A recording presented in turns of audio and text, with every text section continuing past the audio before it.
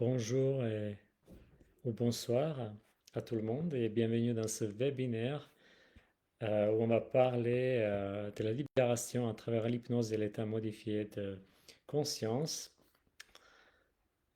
Tout d'abord, je pense que c'est bien quand même que je me présente. Je m'appelle Ognjen Ristanovic et je peux dire que j'aide à des gens pour trouver, pour se reconnecter à son essence, pour retrouver cette sagesse intérieure qui existe en nous et en même temps pour activer ces capacités d'auto-guérison, voilà, qui sont encore une fois en nous-mêmes. Euh, je pense que ce qui est peut-être intéressant avant que je commence, c'est d'expliquer un peu les termes. Quand je parle de la libération, qu'est-ce que ça veut dire la libération? Quand je parle d'état modifié de conscience, qu'est-ce que ça voudrait dire? Donc déjà, libération dans ce sens-là veut dire vraiment se libérer de tout ce qui ne nous appartient pas pour pouvoir vivre vraiment sa propre vie. Et on va voir après ce que ça peut être vraiment dans ce contexte de l'hypnose et d'autres outils dont je vais parler, que je utilise. Un état de modifié de conscience, c'est vraiment une fréquence d'onde cérébrale en fait qui est différente de celle d'un état d'éveil ordinaire. Donc on va avoir cette différence de fréquence quand on est dans un état de conscience modifié. Et il faut savoir que même, enfin même déjà quand on ferme les yeux, on est dans un état de conscience modifié. Donc on peut commencer de méditer et après on peut aller dans une la méditation profonde. Également, avec une hypnose, c'est un peu la même chose. Et donc, c'est intéressant de se pencher un peu sur ça parce qu'on retrouve avec beaucoup de modalités que dans cet état, on peut faire plein de choses. On peut retrouver les informations qui nous concernent. On peut libérer certaines choses, justement en parlant de la libération. Donc, c'est pour ça que j'utilise plusieurs modalités. Enfin, la base pour moi, c'est l'hypnose, mais après, vous allez voir qu'il y a d'autres choses dans ce sens-là qui accompagnent en fait l'hypnose et tout ça, c'est très intéressant et complémentaire. Pourquoi on utiliserait donc l'hypnose et ces états modifiés de conscience? Donc, justement pour débloquer les choses dans notre vie, pour pouvoir trouver les causes de nos problèmes, mais également, ça ne doit pas être toujours négatif. Moi, je travaille avec les clients où on peut dire que tout va bien dans leur vie, mais ils veulent activer, par exemple, les dons d'une vie intérieure, si ça existe pour eux, bien sûr, ou tout simplement, ils veulent travailler, faire un travail en profondeur pour chercher un peu, par exemple, un travail généalogique, donc dans leur arbre généalogique, pour voir s'il y a quelque chose qu'ils ont besoin il y a besoin de nettoyer, même s'ils n'ont pas de problème actuellement. Bon, c'est quelque chose qui est quand même plus rare. Dans la plupart des cas, on va voir certains blocages. Ça peut être relationnel, ça peut être lié au travail, ça peut être plein de choses en fait, où on se sent bloqué dans notre vie, où on a besoin de libérer quelque chose, de nous libérer. Et aujourd'hui, je vais parler un peu des cas de figure qu'on peut avoir dans ce travail et comment moi je procède dans ces cas-là. Et justement, qu'est-ce que ça apporte vraiment de faire tout ce travail intérieur? Et bien sûr, vous allez voir qu'il y a des différents cas de figure, bien sûr, parce qu'on est tous différents, on n'est pas au même niveau, on n'a pas les mêmes mémoires, les mêmes vies passées, le même karma, etc. Et en parlant, en prononçant ces mots, karma, les vies passées, une autre chose que j'aimerais dire tout au début, c'est que je suis conscient qu'il y a des personnes qui ne croient pas vraiment à tout ça. Moi, avec le travail que j'ai fait, avec ce que j'ai pu apprendre, expérimenter, j'ai des raisons, on va dire, de croire que tout ça existe. Bien sûr, quelqu'un qui vient pour un soin, une séance, va recevoir ce qu'il est censé recevoir, peu importe ses croyances. Mais peut-être après, il va changer des croyances ou pas. Euh, je vais également parler un peu des vies passées, du karma un peu plus tard.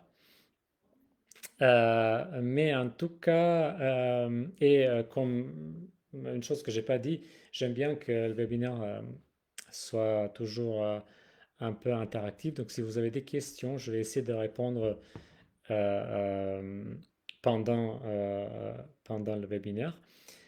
Euh, En tout cas, il y a trois cas de figure pour moi dans l'accompagnement que je fais, que je remarque. En fait, s'il y a un problème, si un client ou une cliente vient avec un problème, ça va se situer à un des trois endroits. Donc, ça peut être la vie actuelle, souvent dans l'enfance, ça peut être une vie antérieure, ou ça peut être quelque chose qui est plus transgénérationnel.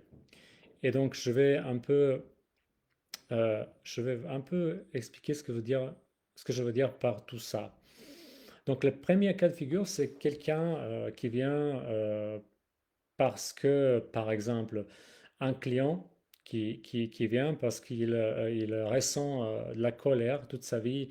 Il y avait de la colère qui était là. Il comprend pas, il n'a jamais compris pourquoi, d'où ça vient. Mais le colère, dans ce cas-là, c'était envers son père. Et donc, avec un travail en hypnose, on s'est rendu compte que il y avait quelque chose qui s'est passé pendant son enfance, qui était dans ses mémoires, mais il a complètement oublié. Donc, c'était caché quelque part parce que c'était un événement traumatique où son père maltraitait sa mère et les clients étaient là, il était en train d'écouter. Euh, et ça a créé une sorte de mémoire et cette colère envers son père, mais il n'était pas conscient vraiment de cet événement. Et bien sûr, quand vous vivez ça en séance, vous n'allez pas vivre les émotions qui étaient là. Pas besoin de faire passer les gens par là, mais ça va libérer tout ça. Il y aura une libération qui va se faire. Et donc, il va également comprendre d'où ça vient. Et bien sûr, après, une fois ce travail se fait, bah, on sait d'où ça vient, on libère les choses. Et donc il avait plus de colère dans sa vie après. Mais bien sûr, il fallait chercher parce que pour lui, c'est pas du tout évident. Donc ça, c'est un exemple de quelque chose qui peut être une problématique qui vient de cette vie-là. Dans les séances, on peut aller cibler et chercher dans l'enfance pour voir si quelque chose là, mais ce que moi je préfère, c'est laisser au moi supérieur du client montrer ce qui est important. Après, s'il y a besoin de faire un travail supplémentaire, mais je vais en parler après comment ça se passe. Mais généralement, c'est le moi supérieur qui va montrer au client où se situe sa problématique. Euh, Après, on peut euh,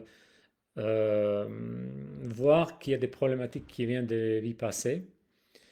Euh, et là, il y a vraiment tout un tas de choses et tout un tas de scénarios. Enfin, par exemple, quelqu'un qui a fait les vœux de pauvreté, qui était une cliente qui était dans une vie intérieure, elle était prêtresse et donc comment elle a accepté ça dans cette vie-là, bah, des fois, c'est pas une règle, mais des fois, ça peut continuer à sa vie actuelle. Et donc, son problème, bien évidemment, c'était lié à l'argent. C'était lié à l'argent et pourquoi elle a toujours le sentiment, elle fait plein de choses, elle a l'impression que tout se passe bien, mais elle a toujours un sentiment de manque. Et donc, dans ce cas-là, il fallait, enfin, c'est ce qu'on a retrouvé, il fallait aller voir d'où ça vient. Quand il s'agit de l'argent, la problématique d'argent, bien sûr, ça c'est juste une possibilité. Et c'est juste une illustration de ce qui peut être une problématique d'une vie passée. Euh, Après, on peut avoir des problèmes physiques également. Souvent, c'est des allergies quand il s'agit des vies passées, ou ça peut être une sorte de marque de naissance qui peut nous indiquer qu'il y a quelque chose par rapport à une vie passée. Et bien sûr, il faut aller chercher, mais par exemple, quelqu'un qui a une douleur au niveau de la tête inexplicable, euh, dans une séance, il y avait un client qui avait donc retrouvé que ça, c'était lié vraiment à quelque chose qui s'est passé dans sa vie précédente, où euh, il a reçu une balle justement à cet endroit où il a mal. Et donc, il fallait aller chercher cette mémoire et l'explication et voir pourquoi euh, pour pouvoir libérer ça. Mais ça, c'est des choses qui peuvent aller d'une vie à une autre. Euh, Autre chose, par exemple, une cliente qui avait beaucoup de problèmes dans ses relations, dans sa vie actuelle, bien sûr, beaucoup d'abandon. Il y avait donc un schéma qui était là. Et dans une vie antérieure, ce qui s'est passé, c'est qu'elle a abandonné son enfant. Elle avait des raisons à le faire parce que c'était une autre époque et donc elle pouvait pas. Enfin, bien sûr, ça c'est autre chose si on peut dire que c'était acceptable ou pas, mais pour elle, elle n'avait pas le choix. Quelque part, euh, c'est elle qui expérimente ça dans cette vie-là. Donc, elle a été abandonnée par sa mère, enfin, abandonnée, pas littéralement, mais il y avait cette notion d'abandon. Et là, c'est intéressant parce qu'on peut également parler des notions de karma enfin, également du transgénérationnel, parce que c'est pas juste une vie passée. Des fois, il y a toutes ces choses-là qui sont liées. Le karma, ce qui veut dire donc ces mémoires de ces vies passées et ces actions, ces schémas qui vont se répéter jusqu'à ce qu'on décide de se libérer de tout ça, de changer justement ces actions-là. Mais pour qu'elles puissent changer tout ça, bah, il fallait comprendre d'où ça vient, il fallait comprendre et il fallait après faire tout un travail. Donc ça, c'était pas dans certains cas, et je vais en parler après, c'est pas instantané. Donc dans une séance d'hypnose, on peut retrouver les choses, mais après, des fois, il faut faire un travail après pour justement ajouter, donner de l'amour et du pardon dans ces relations-là pour pouvoir continuer et également faire tout un travail sur les croyances. Parce que quand il y a quelque chose qui se transmet comme ça, bah, il y a des croyances qu'il faut changer également et remplacer les croyances de ces vies passées par des croyances positives qui vont nous soutenir dans la vie actuelle. Donc ça, c'est des exemples que j'ai avec une vie passée. Il y a bien sûr beaucoup d'autres possibilités. Par exemple, oui, je voulais partager ça également parce que c'est pas toujours du négatif. Il y avait un client qui voulait être guérisseur dans cette vie. Il sentait qu'il y avait quelque chose pour lui, mais il était bloqué à tous les niveaux. Et donc là, on est allé chercher et on a trouvé que dans une vie passée, il était vraiment un guérisseur dans Lemuria et on a vu, enfin, il a vu les images, il a pu se connecter à ce guérisseur pour débloquer les choses. Donc, il y a beaucoup de possibilités. Il y a du positif également.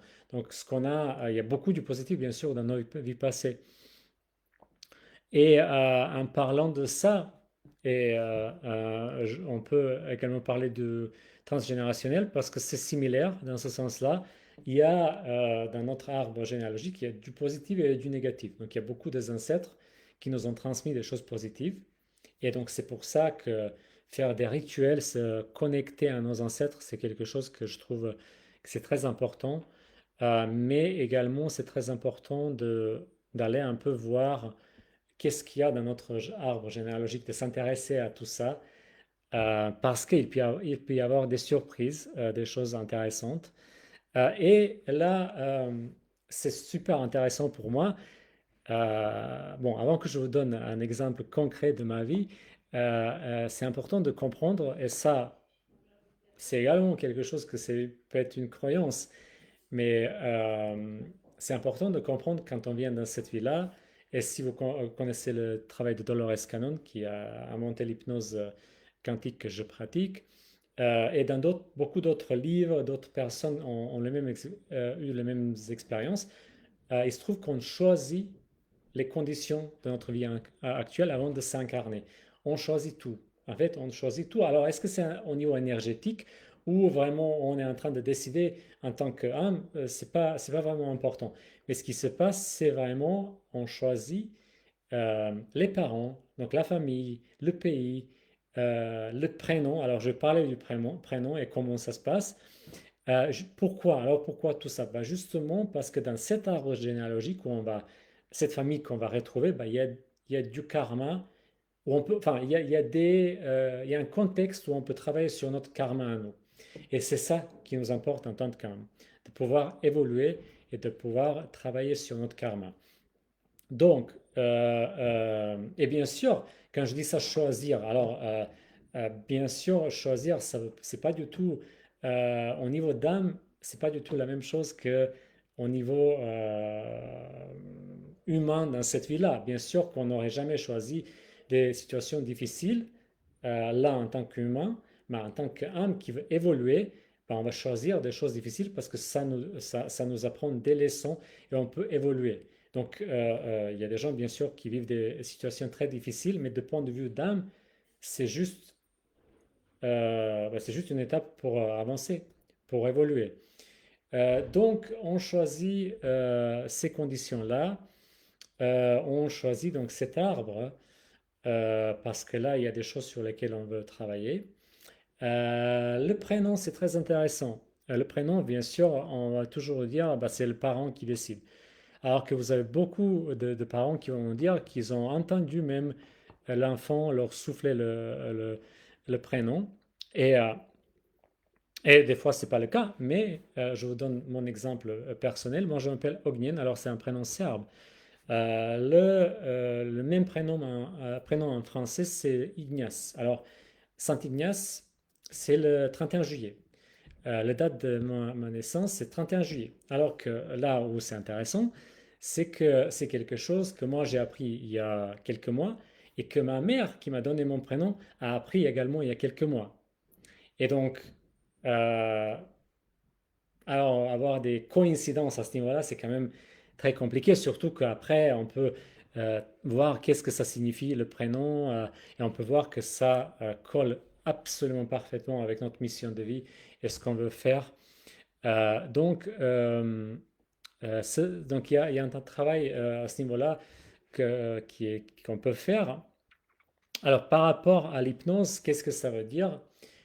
Enfin, pas juste à l'hypnose, parce qu'il y a d'autres outils que j'utilise, mais en hypnose également, on peut voir qu'un problème qu'on a, bah, que ça vient de notre arbre, d'un ancêtre, et on peut voir qu'est-ce qu'il faut faire justement généralement, c'est un lien, on est relié avec cet ancêtre, et donc on a pris son karma à lui. C'est un peu dans l'exemple que je vous ai donné tout à l'heure. Donc, l'abandon qu'il y avait euh, euh, dans l'arbre, bah, c'est nous qui vont après aller, si on est relié à quelqu'un qui a vécu l'abandon, bah, c'est nous qui allons réparer tout ça, dans le sens où on va avoir les mêmes problématiques, ça peut être d'abandon, de problèmes dans les relations, etc. Mais après, l'idée, c'est vraiment de voir d'où ça vient et de nous libérer de ça, de libérer cet ancêtre. C'est quelque chose qui se fait en hypnose, mais dans l'accompagnement, ça peut se faire des fois, c'est un travail supplémentaire qu'il faut faire parce que souvent, tout ce qui est transgénérationnel, il faut également faire des choses en plus du travail en hypnose pour vraiment changer les croyances, faire certains actes. Et donc, c'est un travail très intéressant qui complémente le travail en hypnose. Tout bien sûr dépend, et je vais en parler. Euh, euh, de comment je procède dans l'accompagnement. Il y a beaucoup de possibilités, ça dépend de vraiment l'historique de clients. Et donc j'ai déjà donné quelques exemples, mais par exemple, si on a un ancêtre qui a subi, euh, une femme qui a subi des violences d'un homme ou de plusieurs hommes, bah, qu'est-ce que ça va, et si dans cette vie-là, la personne est reliée à cet ancêtre, bah, elle va forcément avoir cette envie de réparer et avoir des problèmes et des blocages dans les relations parce que la croyance liée à cet ancêtre est quelque part présente et il faut modifier, il faut comprendre l'histoire et modifier la croyance. La croyance, c'est bah, qu'il ne faut pas faire confiance à, à des hommes et voilà, il faut après, il peut y avoir beaucoup de choses, ça c'est bien évidemment juste un exemple, mais c'est comme ça que ça s'applique à la vie actuelle. Bien sûr, dans tout ce travail, toujours l'idée c'est vraiment de voir résoudre les problématiques de la vie actuelle, que ce soit un travail régressif des vies passées. On ne va pas aller s'amuser pour voir les vies passées s'il n'y a pas une raison. Mais comme je vous ai déjà dit, ça peut être toujours, il peut toujours y avoir du positif et il y a toujours du positif dans notre passé, dans les vies passées, dans le transgénérationnel. Et on peut se connecter, et il faut se connecter à ça aussi. Euh, alors, je vais vous parler un peu maintenant de comment je procède quand j'ai quelqu'un qui vient pour un accompagnement ou une séance, parce que c'est à chaque fois différent et ça dépend de où le client se trouve, de ses besoins, de ce qu'il veut résoudre. Mais un cas de figure, par exemple, un client qui vient, il a des problèmes dans les relations, il ne sait pas pourquoi, il a essayé plusieurs choses et en même temps, il se sent pas très connecté à soi-même. Il fait pas de méditation ou d'autres pratiques similaires. Donc, la première phase, ça va être vraiment pour moi, ce qui est super important, c'est la réconnexion ou la connexion à soi, donc au moi supérieur. Donc là, on va vraiment passer un temps, à plusieurs séances où on va travailler sur cette connexion à travers plusieurs outils que j'utilise, que ce soit des pratiques méditatives, du yoga nidra, etc., de l'hypnose, mais pas l'hypnose profonde. Il y a plusieurs façons de travailler ça et de vraiment établir déjà cette connexion. Donc ça, c'est la première chose. Avant qu'on puisse commencer un travail vraiment en profondeur, et là, je vais juste faire une parenthèse. Bien sûr, j'ai beaucoup de clients qui viennent pour une seule séance d'hypnose quantique. C'est des séances très puissantes. Euh, et si quelqu'un vient pour cette séance, c'est qu'il y a des raisons pour lui de faire cette séance. Euh, Après, il peut y avoir un travail supplémentaire parce que ça dépend des problématiques de clients. Si c'est juste un thème, ça peut être résolu. Si c'est plusieurs choses, bien sûr, je ne vais pas dire que quelqu'un qui a 30, 40 ans avec beaucoup de choses à voir, que ça peut être réglé en une séance de quelques heures. Donc ça dépend vraiment. Donc pour revenir à mon exemple de quelqu'un qui vient, et donc on a fait euh, cette première phase où on va aller vraiment connecter, travailler sur cette connexion. Et c'est quelque chose qui est super important, cette connexion, parce que ça va rester avec le client après tout le travail qu'on va faire. Donc, donc c'est quelque chose que moi, en dehors de cet accompagnement, je conseille à des clients d'avoir une pratique tous les jours pour vraiment travailler sur cette connexion parce que c'est super important. Mais après cette phase, on va commencer à travailler un peu plus avec des états modifiés de conscience, l'hypnose notamment, euh, et d'autres outils pour commencer un peu à voir les causes et d'où ça vient justement cette problématique. Donc il y aura plusieurs séances préparatoires, on va dire, avant la séance d'hypnose quantique, qui est la séance longue, où on va essayer vraiment de pas juste voir, mais de résoudre ce qu'on peut. Quand je dis ce qu'on peut, tout ce qui se passe dans la séance, euh, toute sagesse, les soins viennent du client, de son équipe spirituelle, de ses guides, de ses anges, etc. Donc ça, c'est important de savoir. Euh, et je vais euh, parler également par rapport à ça après, parce que c'est lié à des attentes qu'on a avant de venir pour un accompagnement, pour une séance, c'est quelque chose d'important. Mais avant de parler de ça, juste pour dire, donc après ce travail-là, en hypnose, on va voir déjà le résultat. Si tout est OK pour le client, bah super, rien à faire. C'est génial.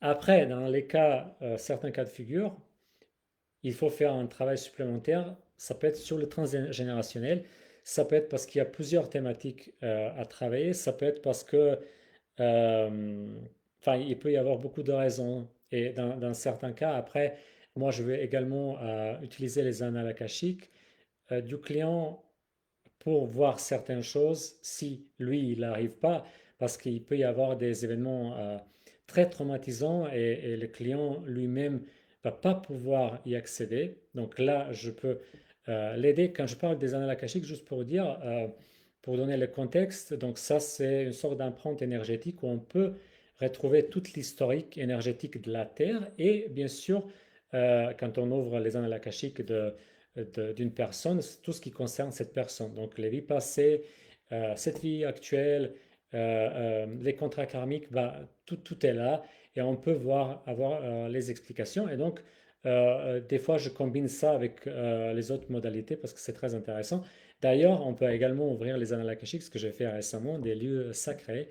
Je l'ai fait pour une montagne et c'est très intéressant ce qu'on peut avoir comme information dans ces cas-là. En parlant de mon client qui a donc venu, il avait des problèmes relationnels. Là, on peut donc, avec le travail en hypnose, on peut trouver des choses, des causes, et peut-être qu'il n'y aura pas besoin de faire cette troisième, on va dire, phase, mais si c'est quelque chose du transgénérationnel qui a besoin vraiment d'être nettoyé en profondeur, bah, peut-être qu'il y aura besoin de faire cette troisième partie.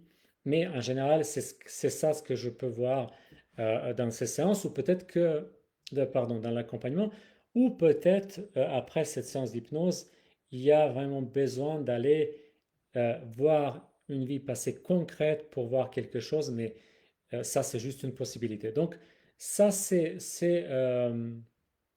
le système avec les outils que moi j'utilise, si je peux l'appeler comme ça, qui s'adapte à chaque personne et à la problématique que chaque personne a.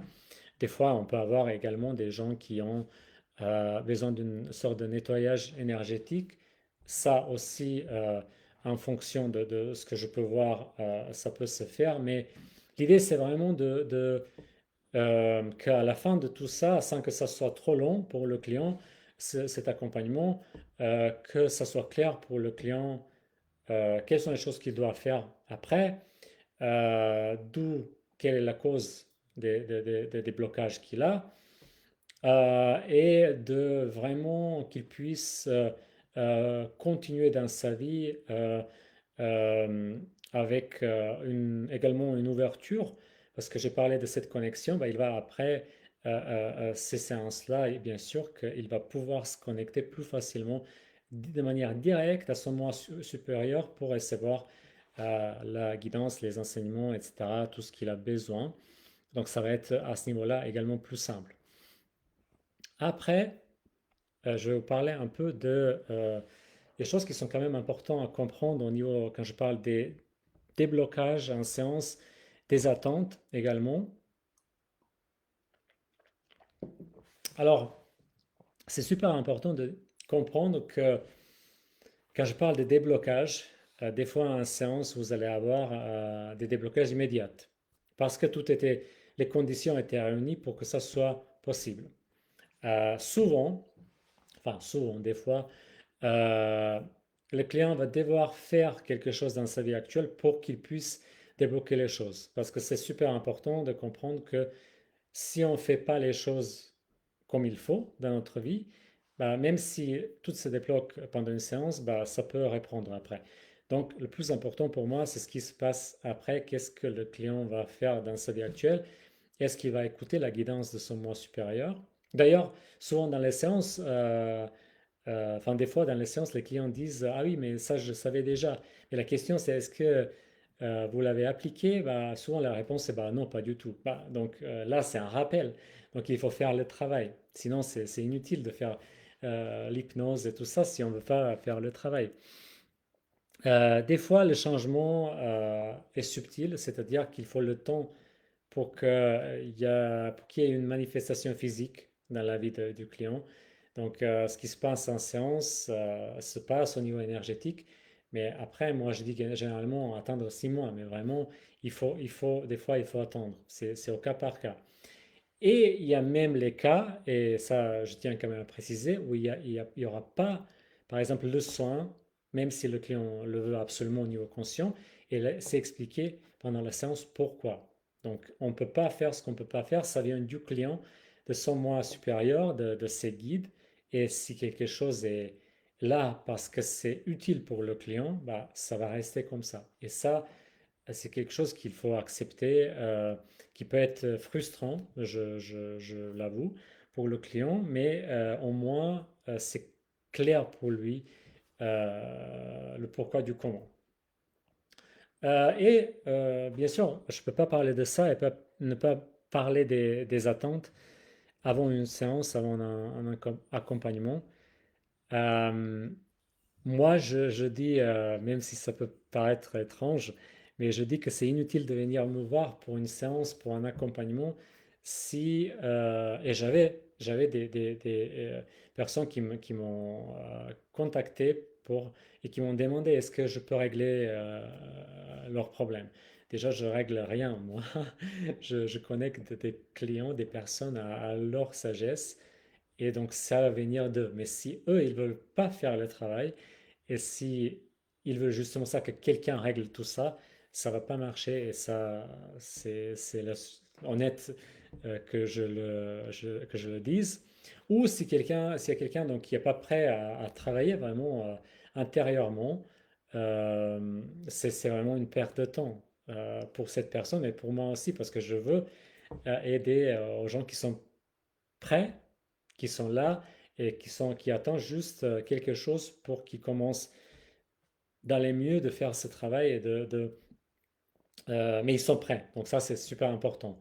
Et bien sûr, de faire donc le travail et de faire confiance au processus. Parce que si, par exemple, vous avez tout fait par rapport à votre problématique et vous vous dites, mais je vais tenter l'hypnose parce que ça, c'est la dernière chose. Alors, donc ça veut dire quelque part que vous dites, il n'y a rien qui a marché, bah ça, probablement, ça ne va pas marcher non plus, mais je vais quand même tester. Donc, si vous venez avec cette idée, cette croyance que ça ne va pas marcher, bah, c'est peut-être pas la surprise, ça ne marche pas. Parce que on crée notre réalité, ça vient de notre esprit, de notre essence. Je parle de cette sagesse intérieure. Si on ne veut pas intérieurement, si on dit ça ne va pas marcher, bah, ça ne va pas marcher. Et moi, je ne peux rien faire par rapport à tout ça. Je pense que c'est quand même important de l'expliquer parce que des fois, c'est très rare, mais des fois, il y a des malentendus. Euh, mais voilà, c'est bien d'expliquer les choses et comment tout ça fonctionne. Une chose qui est souvent intéressante, c'est de savoir quand je parle de travail à faire après la séance, qu'est-ce que c'est que le moi supérieur demande au client? C'est bien sûr très différent, mais souvent, ouais, très souvent, c'est connexion avec donc les guides, avec le moi supérieur, comment travailler sur cette connexion, la connexion à la terre également, aux éléments, être ancré, passer du temps dans la nature. Il y a beaucoup de conseils sur l'alimentation. Et souvent là, je vais également avoir des clients qui vont dire, ah oui, mais ça, je savais. Mais bien sûr, ils ne l'ont pas appliqué. Donc, si vous savez déjà qu'il faut faire quelque chose, peut-être c'est mieux de le faire avant la séance, parce que souvent ça va être un rappel en séance, et après ça va être, mais pourquoi on m'a dit ce que je savais déjà? Bah, parce que vous n'avez pas appliqué. Donc, il faut aller étape par étape également. On ne peut pas sauter les étapes. Si on avait 41 de problèmes, on va dire plus ou moins, c'est compliqué de régler ça hyper rapidement. Mais dès qu'on commence, ça va être de plus en plus vite et ça va être de plus en plus fluide. Donc la fluidité, c'est très important euh, également dans le travail, dans cette connexion dont je vous parle. Et j'ai parlé pas mal de cette connexion parce que c'est hyper important. Cette connexion à soi-même, à son moi supérieur. J'ai même créé un cours pour justement pour qu'on puisse travailler à la maison sur ça.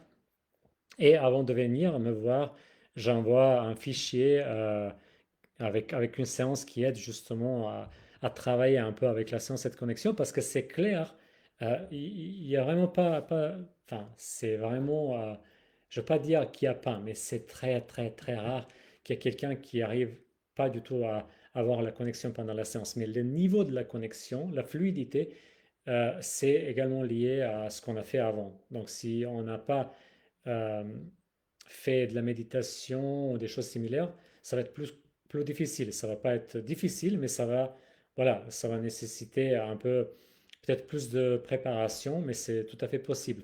Ou bien sûr, vous pouvez imaginer quelqu'un et j'avais beaucoup, enfin, je dis toujours beaucoup, mais c'est pas beaucoup. J'avais des cas comme ça, des personnes qui m'ont dit, c'est la première fois où j'étais allongé comme ça, en train de me détendre pendant 2 heures. C'est la première fois dans leur vie. Donc, bien sûr, quelqu'un qui va bouger tout le temps, il ne va pas pouvoir se détendre. Donc, vous voyez qu'il y a beaucoup de cas de figure possibles.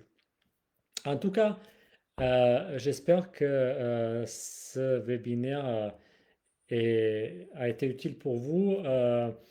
J'avais quelques questions ces jours-là par rapport à deux sujets, donc j'en profite pour en parler, mais pas très longtemps. Formation. Alors oui, il y aura une formation justement sur cette connexion que je prépare. Je ne sais pas exactement quand ça va être. J'espère que ça va être cette année 2025. Ça va être pour l'instant, je pense, une méditation à distance avec des séances en direct avec moi.